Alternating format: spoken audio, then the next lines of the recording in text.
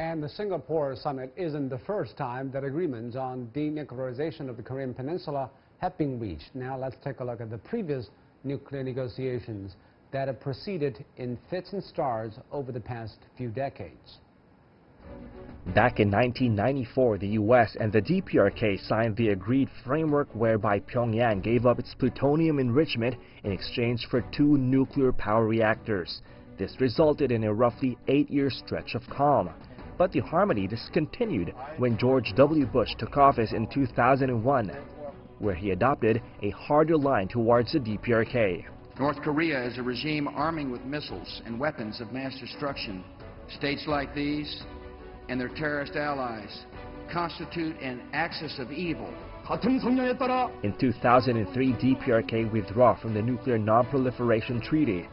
To address the region's security concerns, the 6-party talks were launched, involving the U.S., China, DPRK, ROK, Japan, and Russia. In 4 years, China chaired 6 rounds of talks in Beijing, during which 3 significant statements were issued. The first breakthrough came in 2005. Pyongyang, for the first time, committed itself to abandoning all nuclear-related activities. In return, the U.S. and Japan pledged to begin steps to normalize relations with the DPRK. But shortly after that, Washington imposed financial sanctions. This infuriated Pyongyang into launching its first nuclear test.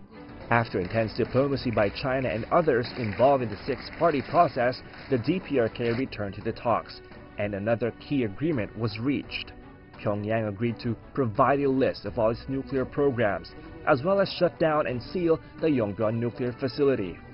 8 months later, the 6 parties produced a third statement, whereby Pyongyang committed itself to disabling nuclear facilities and submitting a complete and accurate declaration of all its nuclear programs.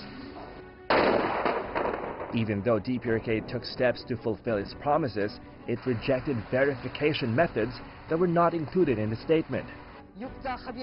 In 2009, Pyongyang announced it would pull out from the talks. Since then, numerous rounds of negotiations have been held, but these have been unsuccessful in reviving the 6-party talks. Meanwhile, the missile tests continued. In June 2018, the world saw a glimmer of hope when U.S. President Donald Trump and DPRK leader Kim Jong-un said in their first summit that they'd work towards the complete denuclearization of the Korean Peninsula.